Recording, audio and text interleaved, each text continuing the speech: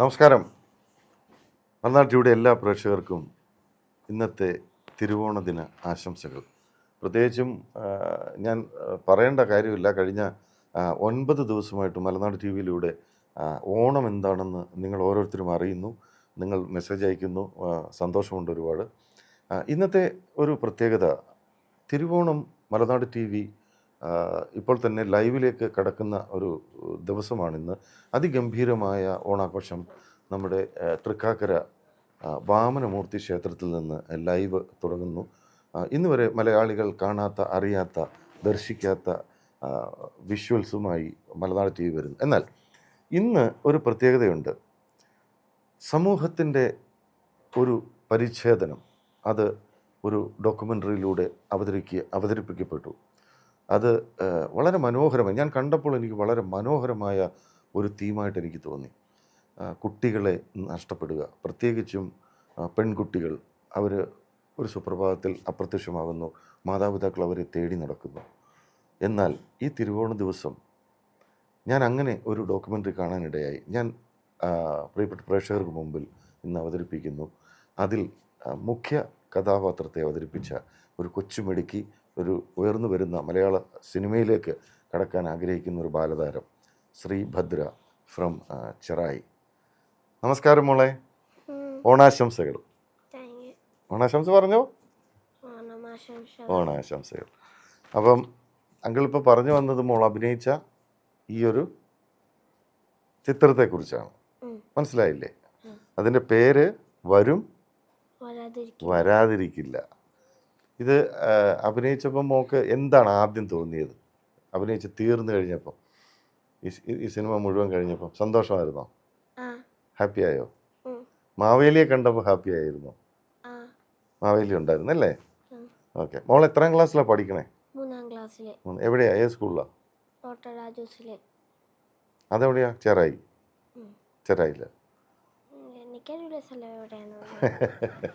Okay. Anyway, പ്രിയപ്പെട്ട പ്രേക്ഷകരെ, നമ്മൾ ഇനി കാണാൻ പോകുന്ന ഈ ഒരു അതിമനോഹരമായ ഒരു ഡോക്യുമെൻ്ററി എന്നതിനെ വിളിക്കാമോ? ഒരു പക്ഷേ സിനിമയ്ക്ക് പോലും വലിയ 2.5 മണിക്കൂറോളം നീളം വരുന്ന ഒരു സിനിമയാക്കാനുള്ള വലിയൊരു പ്രമേയമാണ് വളരെ ഷോർട്ടായിട്ട് ഇത് ചിത്രീകരിച്ചിരിക്കുന്നത്. നമുക്ക് ആരൊക്കെയാണ് അതിൻ്റെ പിന്നിൽ പ്രവർത്തിച്ച കാസ്റ്റ് ആൻഡ് ക്രൂവിനെ നോക്കാം. ഇത് നിർമ്മാണവും സംവിധാനവും ജസ്റ്റിസ് രവി തമ്പിയാണ്. നിരവധി ഷോർട്ട് ഫിലിമുകൾ, നിരവധി സിനിമകളിലൂടെയൊക്കെയും അദ്ദേഹം മെയിനായിട്ടും തമിഴിലാണ് കുറച്ച് അധികം ചെയ്യുന്നത്. മനോഹരമായിട്ട് ഈ ഒരു സബ്ജക്റ്റ് അവതരിപ്പിച്ചിട്ടുണ്ട്. ഇത് ബാനർ അഭിന ഫിലിം ഫാക്ടറി. നല്ലൊരു പേരാണ്. ഈ പേര് നോക്ക് സ്കൂളിലൊക്കെ പോയി പറഞ്ഞോ, വരും വരാതിരിക്കില്ല. മാവേലി കണ്ടെന്ന് പറഞ്ഞു കൂട്ടുകാരോട്. അപ്പം എന്ത് പറഞ്ഞു കൂട്ടുകാരൊക്കെ? ഇത് കാണാൻ റെഡിയായോ അവർ? ഹാപ്പി ആയോ? ടീച്ചേഴ്സോ? കണ്ടില്ല.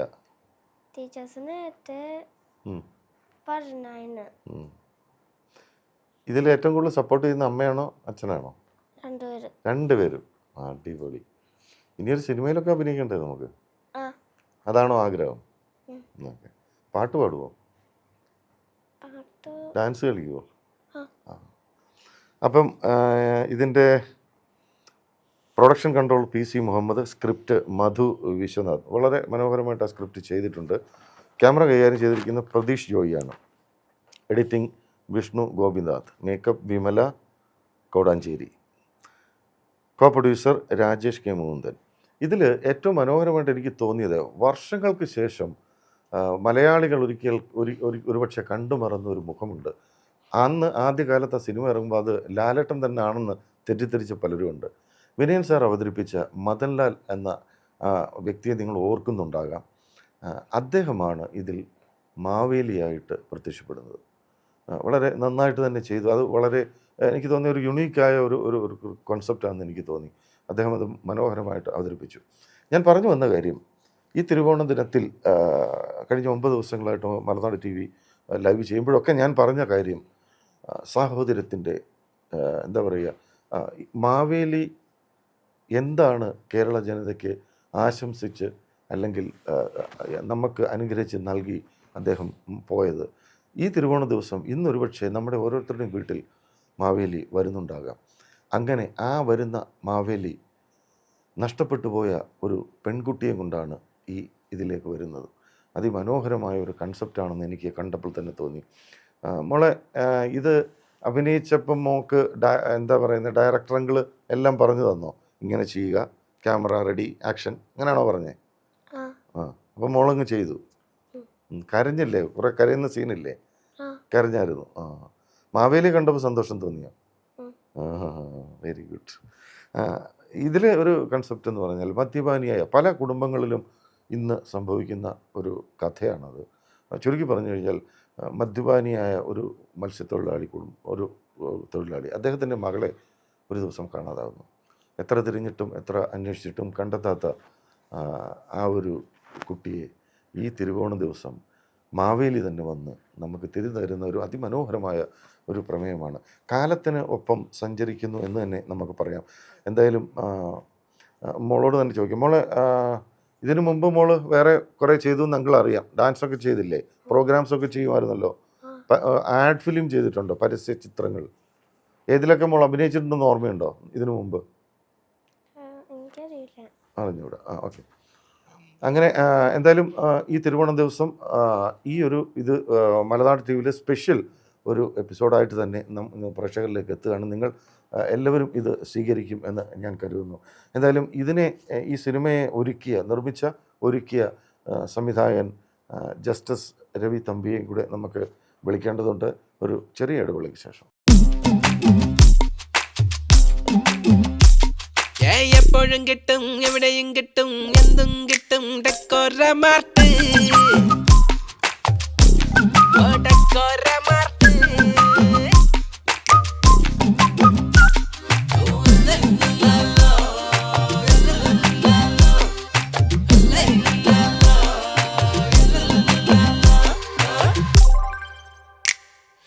എല്ലാം കിട്ടും, ലാഭത്ത് കിട്ടും, സന്തോഷം കിട്ടും. ഡെക്കോറമാർട്ട്, ഡെക്കോറമാർട്ട്. India's most trusted e-commerce platform, Decoromart. Essentials at your fingertips. Welcome back. എല്ലാ പ്രേക്ഷകർക്കും ഒരിക്കൽ കൂടി തിരുവോണ ദിന ആശംസകൾ. അപ്പോൾ നമ്മൾ പറഞ്ഞു വന്നത് ശ്രീഭദ്ര എന്ന ആ ഒരു കൊച്ചു കലാകാരിയൊപ്പമായിരുന്നു ഞാനുള്ളത്. എന്നോടൊപ്പം അവരുണ്ട്. എന്നാൽ ഈ സിനിമ നിർമ്മിച്ച് സംവിധാനം ചെയ്ത ജസ്റ്റിസ് രവി തമ്പിയെ നമുക്ക് വെൽക്കം ചെയ്യാം. സാർ നമസ്കാരം. നമസ്കാരം. അങ്ങനെ ഇന്ന് തിരുവോണമാണ്. അങ്ങനെ തിരുവോണത്തിന് വളരെ സന്തോഷമായിട്ട് തന്നെ മലനാട് ടി വിയിലൂടെ പ്രേക്ഷകർ കാണാൻ പോകുന്ന അങ്ങയുടെ ഈ ഒരു വർക്ക് എന്ത് തോന്നുന്നു? ഈ തിരുവോണ ദിവസം എന്താണ്? തിരുവോണ ദിവസം എന്ന് പറയുന്നത് നമുക്ക് എല്ലാവർക്കും പഴയ മാവേലീനെ ഇന്ന് കാണാനില്ല എന്നുള്ളതാണ് ആക്ച്വലായിട്ട് ഒരു കോൺസെപ്റ്റായിട്ട്. നല്ല കോൺസെപ്റ്റ്. പണ്ടെന്ന് പറഞ്ഞു കഴിഞ്ഞാൽ ഞങ്ങൾ ചെറുപ്പകാലത്ത് ഈ മാവേലി ഈ തിരുവോണമൊക്കെ വരുമ്പോഴത്തേക്ക് ഒരു മാവേലിയുടെ കൂട്ടവും ബഹളവും വരുന്നതും എല്ലാം ഉണ്ട്. ഒരു ഓർമ്മക്കാലത്ത് ചെറുപ്പത്തിൽ ഉള്ള ഇവളുടെ ഒക്കെ പ്രായത്തിൽ അപ്പോൾ ഇങ്ങനെ ഓരോ വീടുകളിലും മാവേലിയെ കാണണം, കുട്ടികൾക്ക് സന്തോഷപ്പെടുത്തുന്നതാണ് മാവേലി എന്ന് പറയുന്നത് അല്ലേ.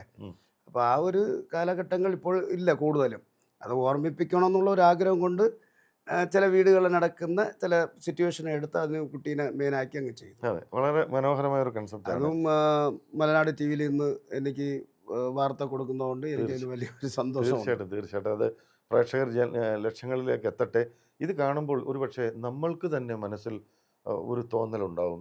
ഇങ്ങനെ നമ്മൾ ഡെയിലി അല്ലെങ്കിൽ നിരന്തരമായി പ്രതിദിനം നമ്മൾ കാണുന്ന വാർത്തകളിലൂടെ നമ്മൾ അറിയുന്ന ഒരു കൺസെപ്റ്റാണ്. അങ്ങനെ ഒരു വാർത്തയാണ് അതിനെ ഒരു തീമാക്കിയെടുത്ത് മനോഹരമായിട്ട് അങ്ങ് പ്രസൻറ്റ് ചെയ്തത്. ഞാൻ പറയുന്നു, വരാതിരിക്കില്ല. ആ ഒരു പ്രതീക്ഷയുടെ ഒരു നാമ്പ്. അങ്ങനെ മാവേലി ഇന്ന് തിരുവോണത്തിന് ആ കുട്ടിയെ കൊണ്ട് ഇതിനകത്ത് കഥാപാത്രത്തിൻ്റെ പേരെന്താണ് മോളുടെ കഥാപാത്രം? അവളുടെ കഥാപാത്രത്തിന് പേരെന്ന് പറഞ്ഞു കഴിഞ്ഞാൽ വേറെയാണ്. പക്ഷേ ഇതില് മാവേലിയുടെ ആളിനാൾ, അതായത് കൊച്ചു മാവേലി എന്ന് പറയാം. അത് തന്നെ മനസ്സിലായി. അപ്പൊ പറയണ്ട, എന്നാലും പ്രേക്ഷകർ കണ്ടു മനസ്സിലാക്കട്ടെ. കൊച്ചു മാവേലി എന്ന് പറയണത് അവളും ഒരു മാവേലിയെ ഏറ്റവും കൂടുതൽ സ്നേഹിക്കുന്ന ഒരു കുട്ടി.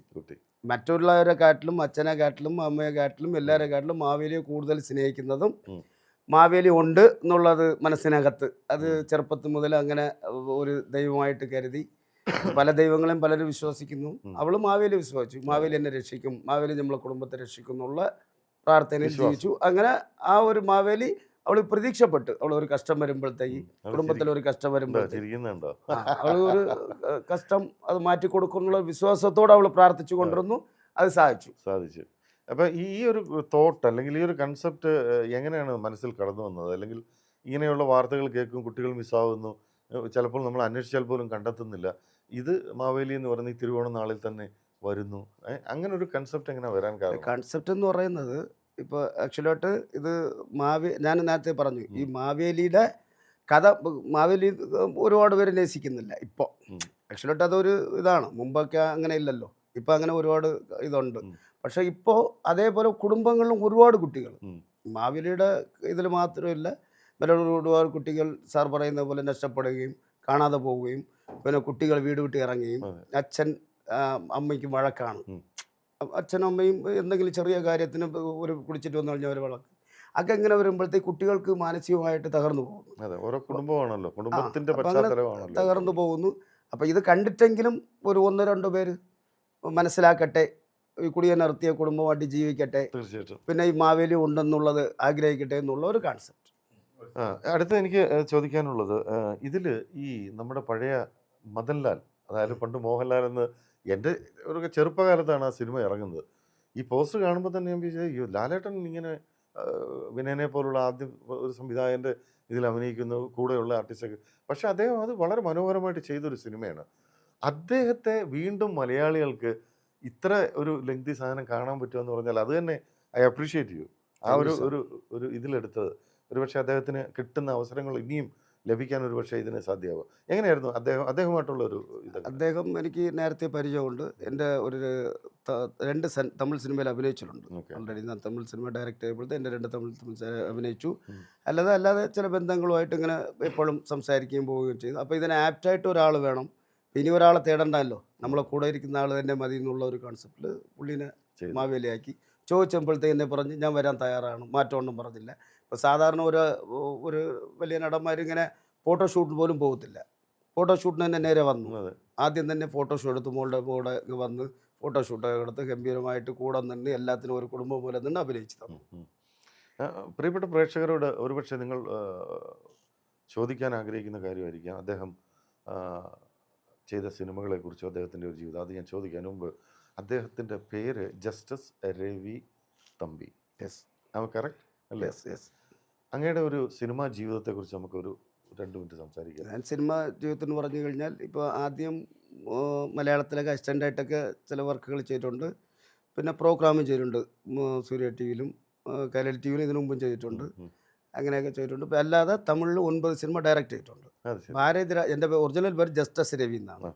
അപ്പോൾ ഈ ഭാരതിരാജ വന്നിട്ട് എനിക്ക് രവി തമ്പി എന്നുള്ള പേര് വെച്ചത് രവി തമ്പിയാണ്, ഭാരതിരാജ സാറാണ് വെച്ചത്.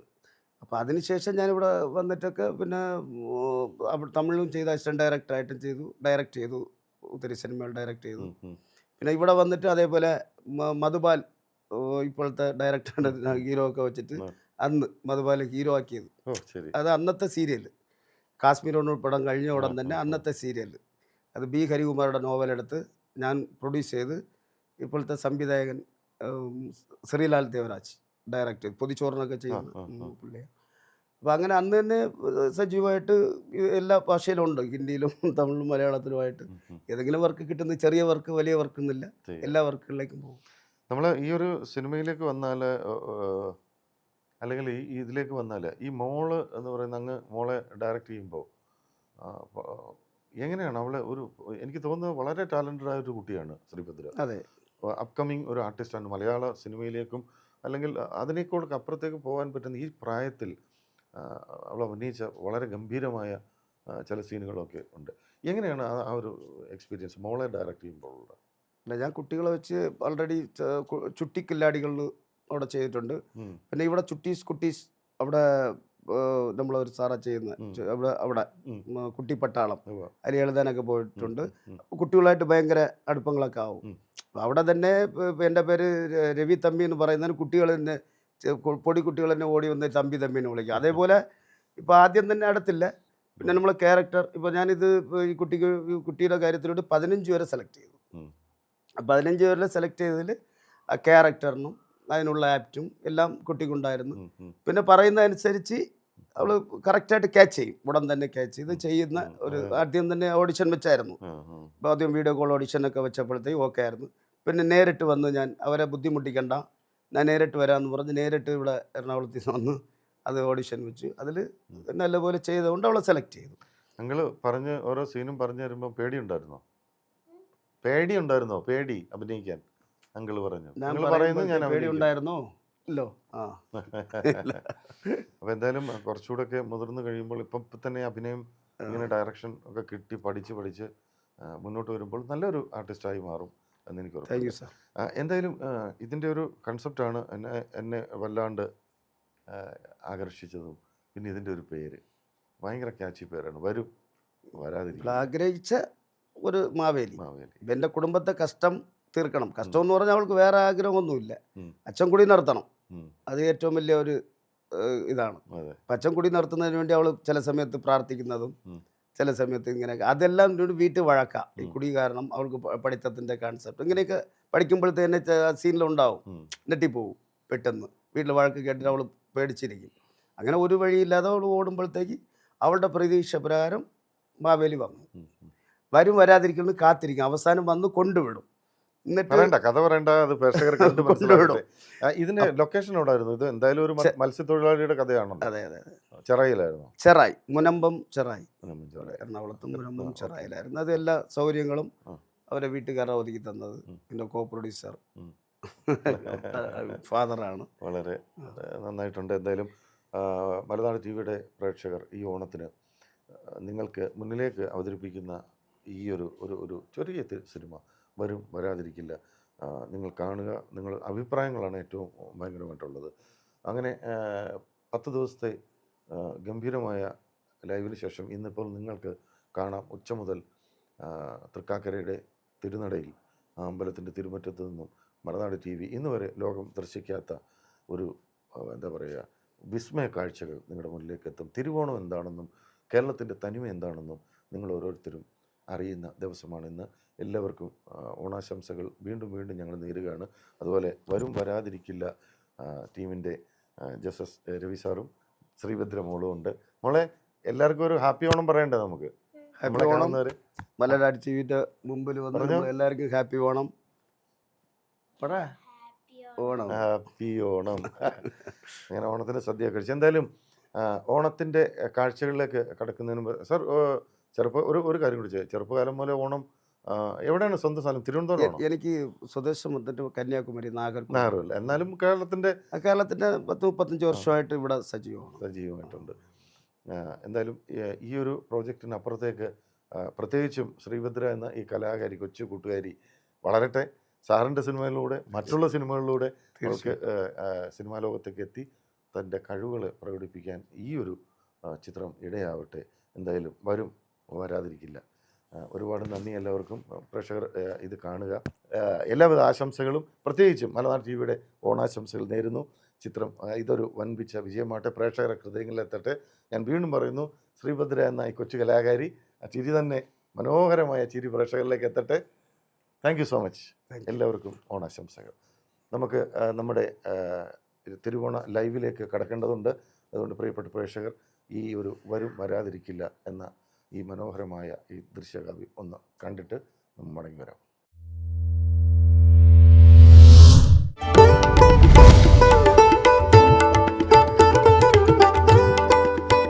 പ്രജാവത്സലനും ദാനശീലനുമായിരുന്ന, കള്ളവും ചതിയുമില്ലാതെ എല്ലാവരെയും സമന്മാരായി കണ്ടിരുന്ന, മഹാബലി ഭരിച്ചിരുന്നുവെന്ന് വിശ്വസിക്കുന്ന നമ്മുടെ കേരളത്തിലെ ചെറായിക്കടുത്തുള്ളൊരു തീരഗ്രാമമാണ് രക്തേശ്വരി. മത്സ്യബന്ധനമാണ് പ്രധാന ഉപജീവന മാർഗം. കടലിൽ നിന്ന് അധികം ദൂരെയല്ലാതെ പുഴയോട് ചേർന്ന് കിടക്കുന്ന മനോഹരമായ ഈ ഗ്രാമത്തിലാണ് നമ്മുടെ കൊച്ചു കഥ നടക്കുന്നത്. പുഴ തൊട്ടടുത്തുണ്ടായിട്ടും അന്തവും കുന്തവുമില്ലാതെ ഡാം തുറന്നു വിടുന്ന വെള്ളം ഇവിടം വരെ എത്താത്തതുകൊണ്ട് പുറത്തുള്ള വെള്ളത്തെ പേടിക്കേണ്ട. പക്ഷേ ഇവിടെ 24 മണിക്കൂറും അകത്ത് വെള്ളമായി നടക്കുന്ന ഒരാളുണ്ട്, സുരേഷ്. ഒരു പണിക്കും പോകാതെ എപ്പോഴും മദ്യവെച്ച് ഭാര്യയുടെ അവതാരത്തിൽ ജീവിക്കുന്ന ഒരാൾ, രേഖ, സുരേഷിൻ്റെ ഭാര്യ. കിട്ടുന്ന എല്ലാ ജോലികളും ചെയ്ത് കുടുംബം നോക്കുന്നവൾ. റീൽസ് എടുക്കുന്നതും റീൽസ് കാണുന്നതുമാണ് അവളുടെ ഏക ആശ്വാസം. സുരേഷിൻ്റെ അമ്മ. രാവിലെ മുതൽ രാത്രി വരെ TV കാണുന്നതാണ് പ്രധാന വിനോദം. ഒരു ഗ്ലാസ് വെള്ളം പോലും എടുത്തു കുടിക്കാൻ അവിടെ നിന്ന് എഴുന്നേക്കില്ല. ശ്രേയ, സുരേഷിൻ്റെയും രേഖയുടെയും ഏകമകൾ, മഹാബലിയുടെ ഏറ്റവും വലിയ ആരാധിക. വിഷമമോ സങ്കടമോ എന്തു വന്നാലും മഹാബലിയെ വിളിച്ചാണ് അവൾ പ്രാർത്ഥിക്കുന്നത്. ഈ ശ്രേയ എന്ന കുട്ടിയുടെ കഥയാണ് വരും വരാതെ ഇരിക്കില്ല. ആരാണ് വരുന്നതെന്നല്ലേ, അതാണ് ഈ കഥ.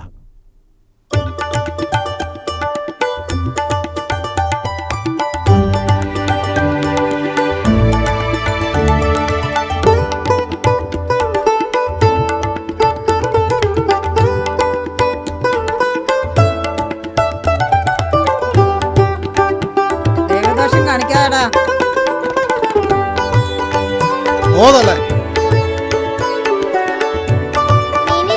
കേറിപ്പോടി വാ.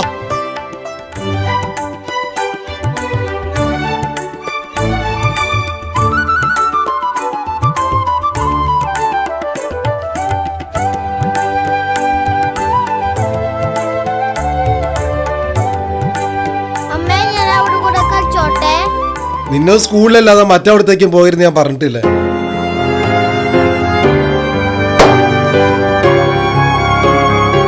ഇപ്പോഴേ അമ്മയെപ്പോലെ ഒരു വണ്ടി നടന്നാട്ടോടി. അമ്മേ, അവക്ക് 8 വയസ്സല്ലേ ഉള്ളൂ. കളിച്ചടക്കേണ്ട വയസ്സല്ലേ, അതിനെന്താ പ്രശ്നം?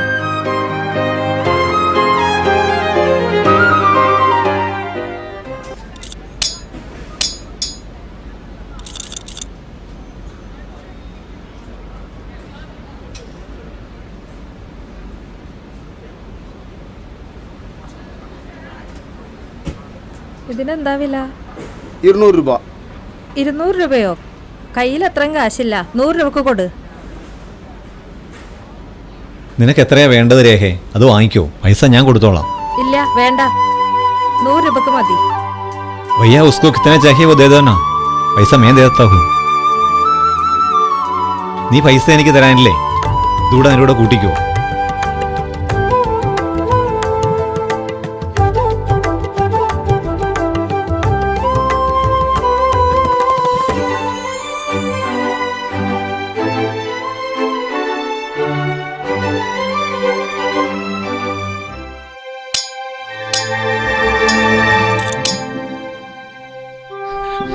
നില്ല രേഖ,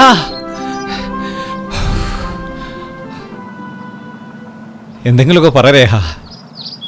എന്തു പറ്റി? നാണമാണോ? അങ്ങനെ ഒന്നുമില്ല. ഞാൻ ഇന്ന് സുരേഷിനോട് പറഞ്ഞതേ ഉള്ളൂ, ഇത്രയും നല്ല ഭാര്യയെ നിനക്ക് കിട്ടിയതുകൊണ്ടല്ലേ നീ ഒരു ജോലിക്കും പോകാതെ നടക്കുന്നതെന്ന്. ഞാൻ പറഞ്ഞു മടുത്ത് ലോപ്പസ്. നീ ആയിട്ടൊന്ന് സ്ട്രിക്റ്റ് ആയിട്ട് പറ. അങ്ങനെയെങ്കിലും ഒന്ന് പണിക്ക് പോട്ടെ. പിന്നെ നിനക്ക് എന്ത് വേണേലും എന്നോട് പറഞ്ഞാൽ മതി. എന്താണെന്നറിയില്ല, നിന്നെ കണ്ടപ്പോൾ മുതൽ എനിക്ക് നിന്നെ വലിയ ഇഷ്ടമാണ്.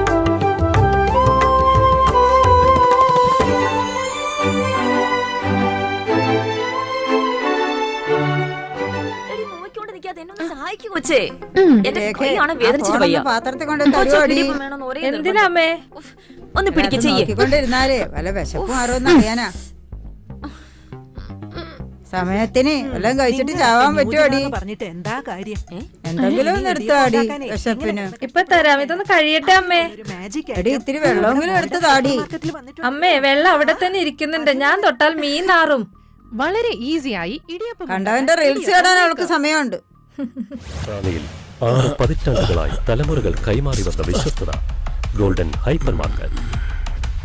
ഗോൾഡൻ ഹൈപ്പർ മാർക്കറ്റ്, ഇത് സ്വപ്നങ്ങൾക്കും അപ്പുറം. നീ വന്നോ? വിളമ്പി വെച്ചിട്ടുണ്ട്. എന്താ ഒന്നും ആയില്ലേ? ചേട്ടാ ഇപ്പൊ തരാം, ഇപ്പൊ വെട്ടിക്കഴിയും. പെട്ടെന്നാവട്ടെ. ഏത് സമയവും ഈ മൊബൈൽ നോക്കിക്കൊണ്ടിരിക്കല്ലേ, പിന്നെ എങ്ങനെ ഉണ്ടാക്കാനാ? 2 ചീത്ത പറയാൻ മേലെ നിങ്ങൾക്ക് പോയി ഉണ്ടാക്കിക്കൂടെ? നീ അവളെയും കിട്ടി തള്ളയുടെ ഒരു കാര്യം ഒന്നും വേണ്ട.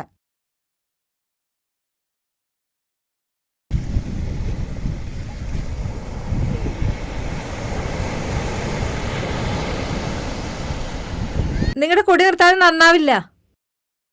നിങ്ങളോട് പണിക്ക് പോകാൻ പറഞ്ഞില്ലല്ലോ, കുടി നിർത്താനല്ലേ പറഞ്ഞത്?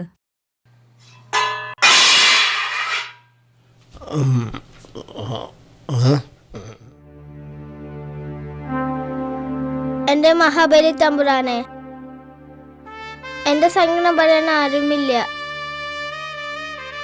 ഈ ഓണത്തിൽ മാത്രം കേരളത്തിൽ വരാതെ എന്നും വന്നുകൂടെ? ഒറ്റ പ്രാവശ്യം എൻ്റെ വീട്ടിൽ വരോ?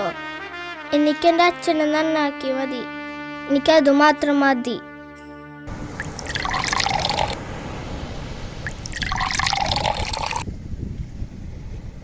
ഇന്നടാ സുരേഷേ അടി, നന്നായിട്ടടി.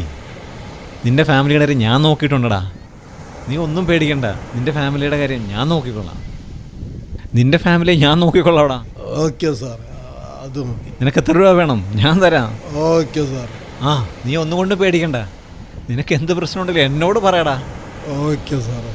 നിനക്ക് എത്ര രൂപ വേണം? ഞാൻ തരാടാ. സാറെൻ്റെ പൊന്നാ സാറേ. സാറടിക്ക്. അടി, അടിക്കടാ. അതേട്.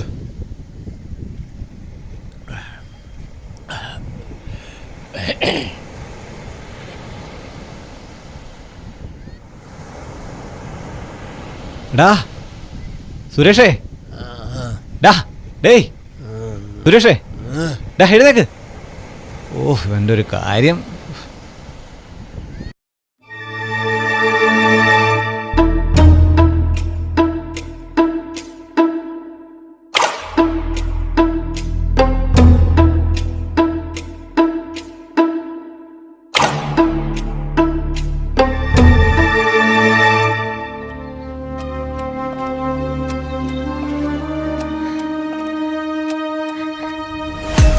പൈസയുടെ കാര്യം എന്തായി?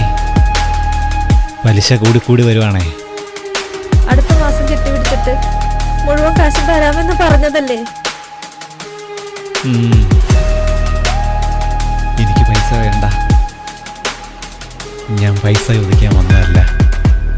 വീട്ടിലാരും ഇല്ലാത്തത് അറിഞ്ഞു വന്നതാ. എനിക്ക് വേണ്ടത് നീ തന്ന. പലിശയും വേണ്ട, മുതലും വേണ്ട.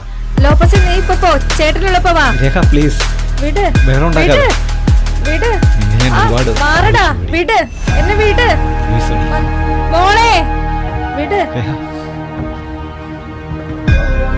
പ്ലീസ്.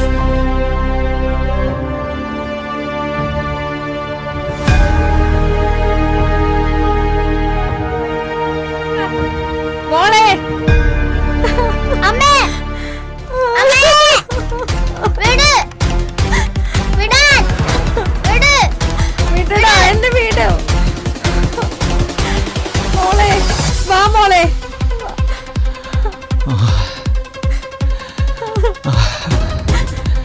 അയ്യോ, അയ്യോ.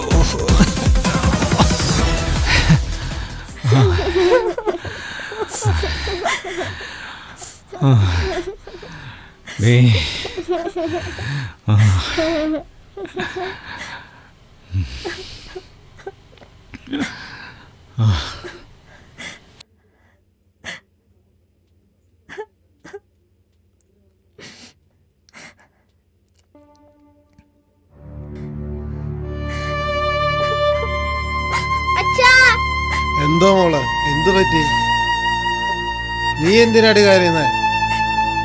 നിങ്ങളുടെ ഒടുക്കത്തെ കുടി കാരണം മനുഷ്യന്റെ മാനം പോയി. എന്താടി, എന്ത് പറ്റി നിങ്ങൾക്ക്?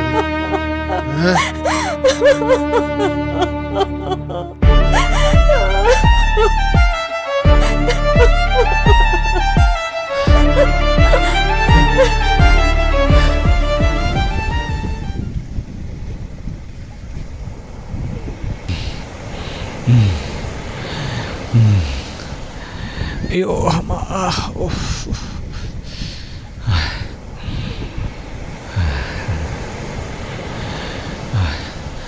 അമ്മ, അയ്യോ. എന്താടാ വീട്ടിൽ കയറി ചെയ്ത? എമ്മാടത്തരം കാട്ടുന്നോടാ നീ? അയ്യോ, വിട്ടടാ, ഞാൻ വിട്ടടാ. വിടാൻ.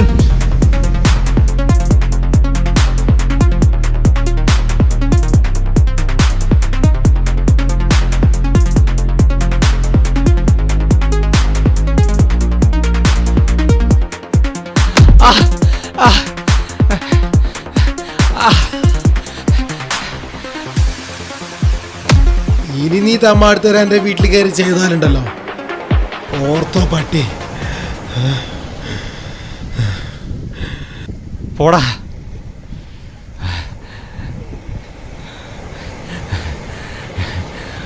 വിടില്ലടാ അവളെ. അവളെ എൻ്റെ ആടാ. നോക്കിക്കോ.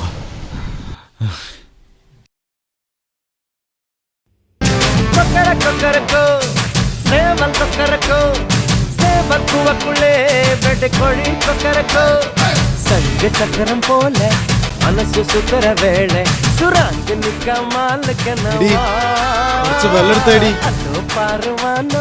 തുണിത്തുവയ്ക്കതു മേഘം വിലകി പോകുന്ന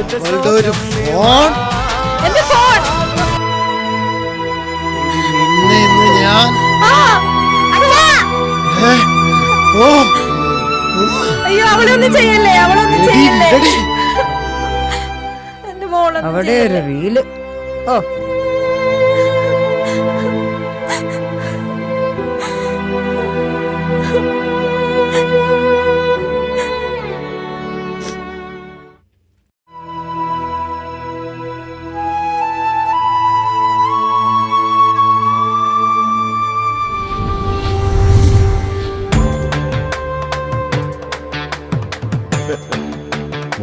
മാവേലി.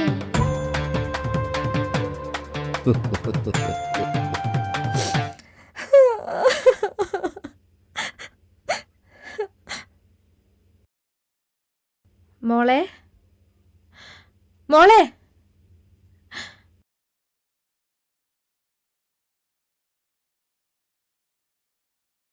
അമ്മേ മോളെ കണ്ടോ? അവൾ ഇന്നലെ നിന്റെ കൂടെ അല്ലേ അടി കിടന്നത്? മോളെ, മോളെ, എന്താടി രാവിലെ തന്നെ മോങ്ങുന്നേ? വല്ലവരും സത്തോടി. മോളെ കാണാനില്ല. അവിടെ എവിടെയെങ്കിലും കാണും, ആ പുഴയുടെ തിട്ടയിലുണ്ടാവും. മോളെ, മോളെ, മോളെ.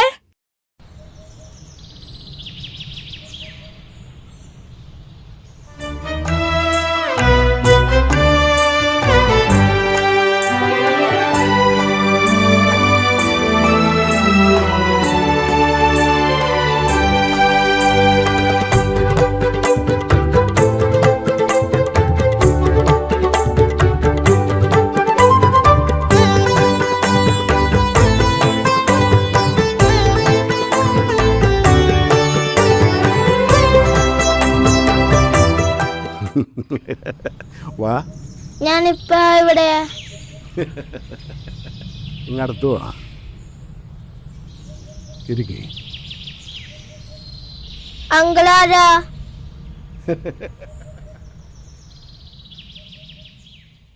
ഞാനിപ്പോ എവിടെയാ? അങ്കിളാരാ? മോൾക്ക് ഈ ലോകത്തിൽ ആരെയാണ് കൂടുതൽ ഇഷ്ടം? മാവേലി അങ്കിൾ. ആ മാവേലിയാണ് ഞാൻ. ഇതാണോ മഹാബലിയുടെ വേഷം? മാവേലി ഇങ്ങനെ പല വേഷത്തിലും ഭാവത്തിലും രൂപത്തിലും വരും. ഇന്ന് ഈ വേഷമാണെങ്കിൽ നാളെ വേറൊരു വേഷം. മോൾ ഇന്നലെ കണ്ടില്ലേ ഒരു വേഷം? കിരീടമൊക്കെ ചൂടി, ആടയാഭരണങ്ങളൊക്കെ ഇട്ട്, കുടയൊക്കെ പിടിച്ച് ഇന്നലെ കണ്ടില്ലേ? അതാണ് യഥാർത്ഥ മാവേലിയുടെ രൂപം. കേട്ടോ? ഇപ്പം മനസ്സിലായോ?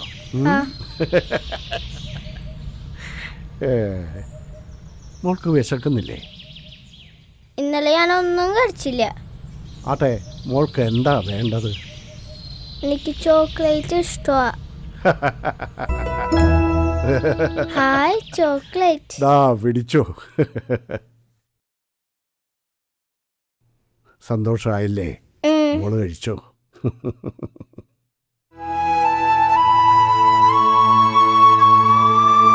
എന്താ മോളെ?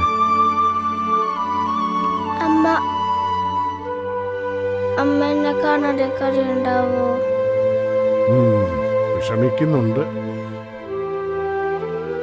മോൾക്ക് അമ്മയെ കാണാഞ്ഞിട്ട് സങ്കടമായോ? പിന്നെന്തിനാ മോള് വീട്ടിൽ നിന്ന് ഇറങ്ങി ഓടിയത്?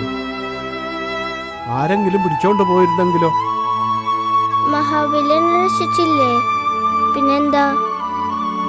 എന്നാലും മോള് വീട്ടിൽ നിന്ന് ഇറങ്ങി ഓടിയത് ഒട്ടും ശരിയായില്ല. അച്ഛൻ എന്നെ അടിക്കാൻ വന്നതല്ലേ? വീടല്ലേ, ചെറിയ വഴക്കൊക്കെ ഉണ്ടാവും. എന്നാലും വീട്ടിൽ നിന്നിറങ്ങി മോൾ ഒറ്റയ്ക്ക് പോകുന്നത് ശരിയായില്ല. മോൾ ഇറങ്ങി വരുമ്പോൾ ആരെങ്കിലും പിടിച്ചോണ്ട് പോരുന്നെങ്കിലോ? ഇനി ഇത് ആവർത്തിക്കരുത് കേട്ടോ.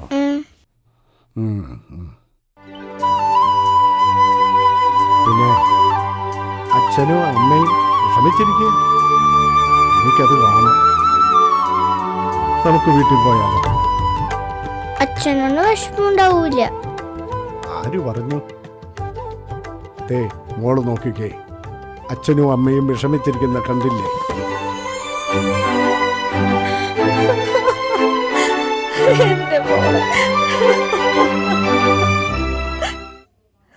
ഇപ്പൊ കരഞ്ഞിട്ട് എന്താടി കാര്യം? ആദ്യം തള്ള വന്നാണ്, എന്നാലേ കൊച്ചു അടങ്ങി ഒതുങ്ങി വീട്ടിലിരിക്കും.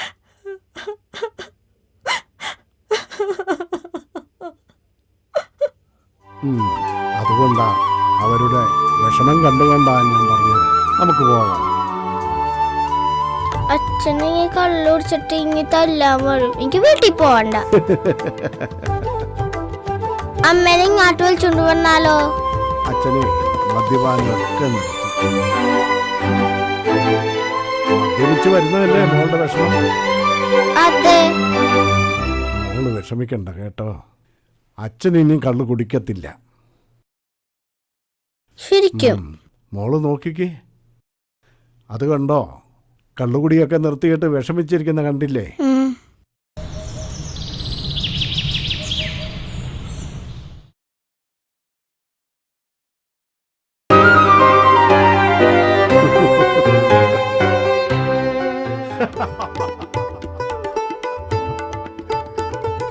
മോളെ കാണുന്നില്ലല്ലേ? മോള് വരും. പക്ഷേ നീ മദ്യപാനം നിർത്തണം, എങ്കിലെല്ലാം ശരിയാണ്.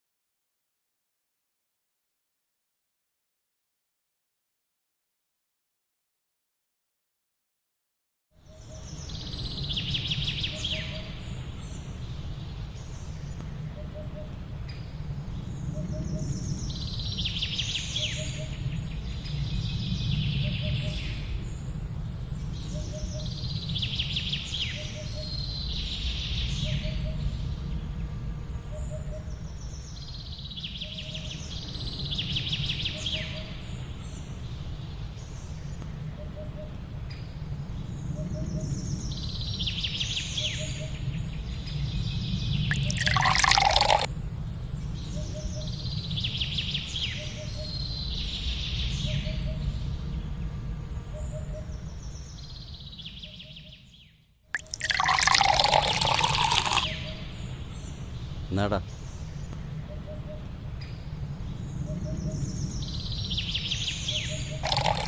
നീ എന്ത് പണിയാടി കാണിച്ചത്? ഒന്നാം തീയതി ആയിട്ട് കുറെ അന്വേഷിച്ചിട്ടാ സാധനം കിട്ടിയത്. ഒറ്റ വീക്ക് ഞാൻ വെച്ച് തരും. ഞാൻ കുടി നിർത്തിയടാ. എന്റെ കുടി കാരണമാ മോള് പോയത്. എനിക്കിനി കള്ളു കണ്ട. മോളവിടെ പോടാ. മോൾ ഇന്നലെ എങ്ങോട്ടും ഇറങ്ങിപ്പോയടാ. നീ എന്താ പറയാ? ഞാൻ നീ ഇവിടെ ഇരിക്കുകയാണോ? വാ നമുക്ക് സ്റ്റേഷനിൽ പോവാം.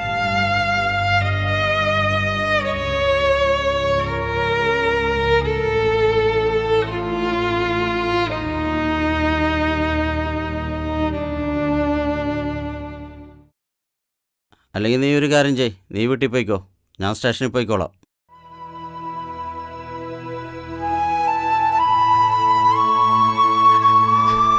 എന്റെ മോളെ എവിടെയാടി നീ? മോളെ, എന്റെ മോളെ, മോളെ.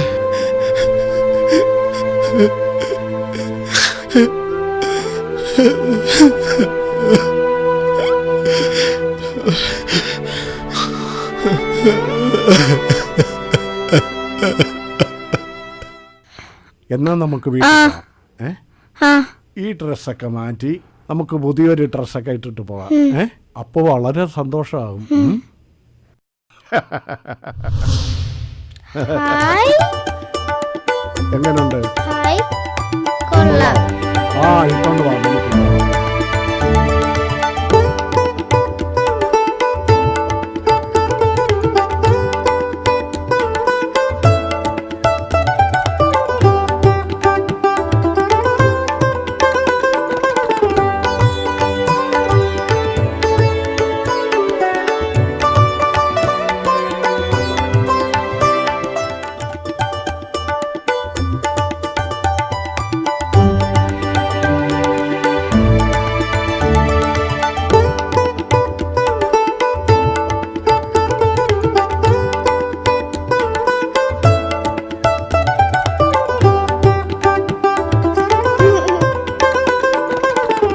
മാവേലി അങ്കിൾ, ആ നിക്കണ ആളെ കണ്ടോ?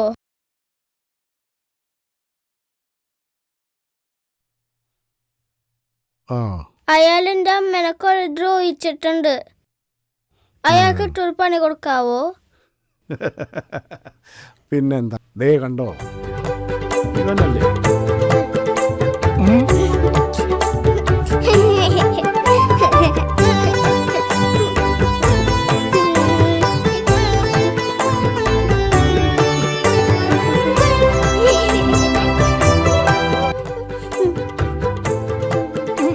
സന്തോഷമായില്ലേ?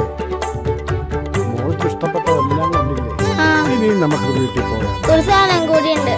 എന്താ? ഒരു കളിപ്പാട്ടം. കളിപ്പാട്ടം. ഹായ്. എങ്ങനുണ്ട്? നല്ലതാ. ആ ഇനി നമുക്ക് വീട്ടിൽ പോയാലോ? എന്നാ വാ.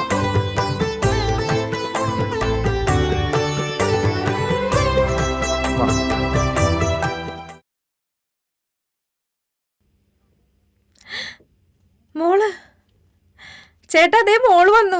ദേ മോള് വന്നു ചേട്ടാ. മോള് ചെല്ലി. നമ്മുടെ മോള് വന്നു. മോളെ വാ മോളെ. ആരാ മോളെ കൊണ്ടുവന്നേ? മോളെ ആർക്കാ ടാറ്റ കൊടുക്കുന്നേ? മോളെ ഇവിടെ എങ്ങും ആരില്ലല്ലോ മോളെ. മോളെ മോളെ ആരാ കൊണ്ടുവന്നേ? മോളെ വാ മോളെ. അതാ വരുന്നു വരുന്നു.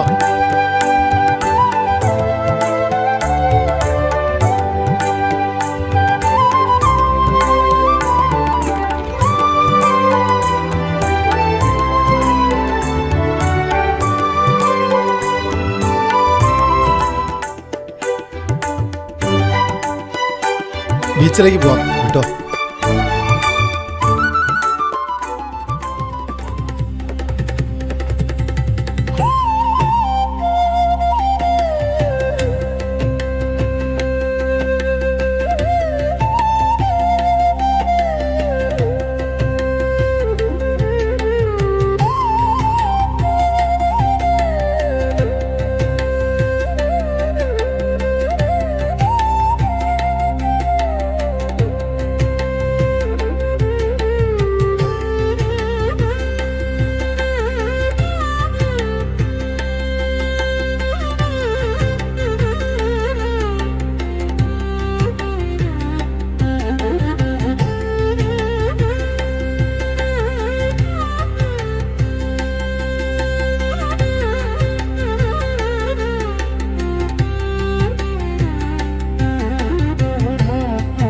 അച്ഛൻ പോട്ടെ.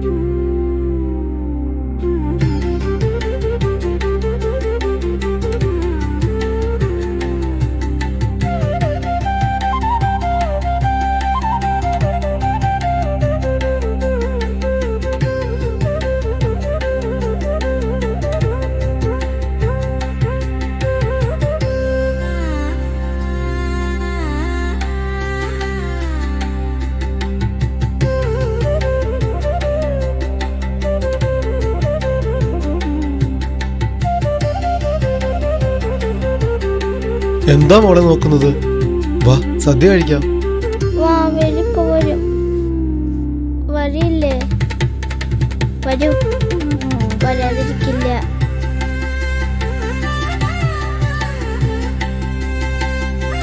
ഹായ്. ഹായ്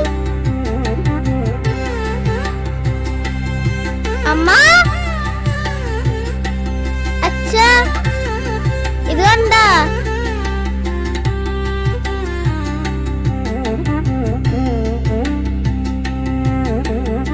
ചേട്ടാ ഇത് ആരാ വെച്ചേ? ആര് വെച്ചാലും നമ്മുടെ മോളുടെ ഈ മുഖത്തെ ചിരി തിരിച്ചു കിട്ടിയല്ലോ, അത് മതി.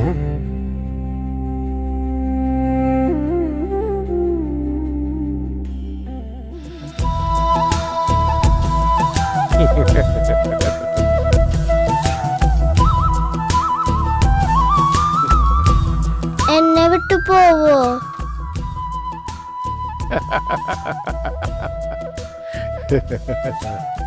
ഇല്ല.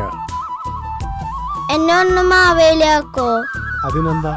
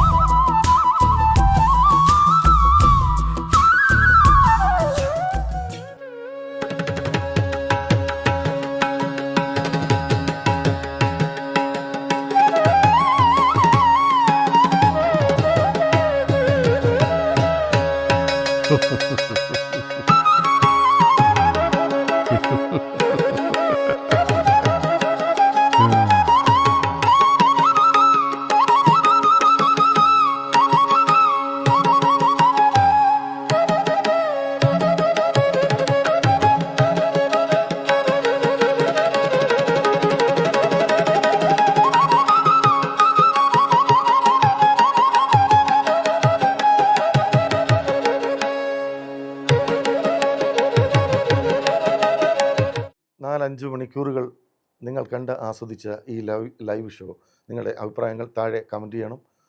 എന്തായാലും ഇന്നത്തെ വലിയൊരു യാത്രയായിരുന്നു. ഇത്ര സമയം ഞങ്ങളോടൊപ്പം നിങ്ങൾ ആസ്വദിച്ചു. നിങ്ങൾ എന്താണ് ഓണം എന്നുള്ളത് നമ്മൾ അറിഞ്ഞു. എന്തായാലും എല്ലാം കണ്ട മാന്യ പ്രേക്ഷകർക്ക് എല്ലാവർക്കും ഒരിക്കൽ കൂടി നന്ദി അറിയിക്കുന്നു. നാളെ അടുത്ത ഷോ കാണുന്നതിനും വരെ ദിസ് ഇസ് രഞ്ജു വോഗി സൈനിങ് ഓഫ്. ബൈ.